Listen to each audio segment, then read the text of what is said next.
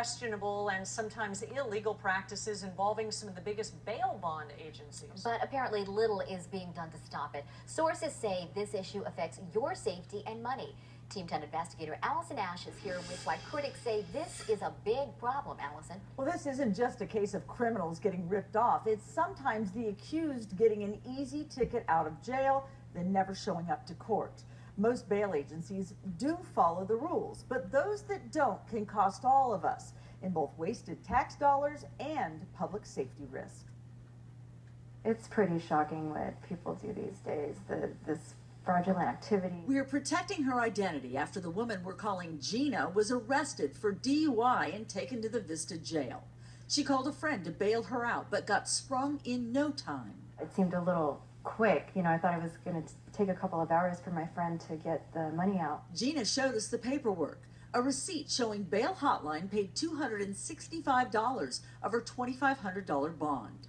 Lucky for her, she's a businesswoman who had the means to pay it off. Many others make verbal agreements with bail companies while they're in jail, and they find themselves owing much more than they agreed to. So instead of paying $150 a month, well, you now have to pay $300 a month. And they'll just say, well, if you don't want to do these new payments, we'll take you back to jail. Orange County Sheriff Deputy Bob Taft is considered an expert in some of the hidden agendas for some bail bond agencies, who he says are so busy trying to undercut other bail bonds people, they often break the law. There's capping, there's surrender for non-payment of premium, there's extortion, there's theft, there's all kinds of stuff going on. If a person can't meet the bail payment schedule, some agencies will drag that person back to jail. It's called bail surrender. Now that person is sitting in a cell again. Taxpayers foot the bill, while the bail bond agency keeps the down payment. That's just one trick. This affidavit obtained by Team 10 says a sheriff's deputy here at the Vista jail actually saw a bail bondsman as he tried to solicit inmates in a holding cell. That's something that's not supposed to happen. Although the document was sent to the sheriff, the district attorney, and the California Department of Insurance, none of those agencies would say whether it was investigated. Team 10 reached out to the San Diego deputy named in the affidavit. He did not respond. According to Deputy Taft, some bail agencies even have inmates in the jails working to drum up business. That aspect is not illegal.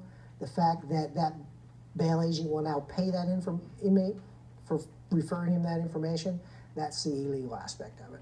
Why haven't these practices stopped? Taft says it's because the victims are everybody else's suspects. There tends to be some credibility issues with those individuals. Still, laws are being broken and bail bond companies with the right motives are losing business, while people like Gina, who admits she made a big mistake, lose money. They're getting away with it somehow. I contacted Bail Hotline, that's the company that bonded Gina out. A manager there told us he would look into it, but never called back. The San Diego District Attorney is trying, along with DAs all across the state, to do something about soliciting for bail in the jails. They're in the early stages of talks with the Bail Bond Association and the Department of Insurance, which regulates the industry, to change the laws. I'm Team 10 investigator Allison Ash. Allison, thank you.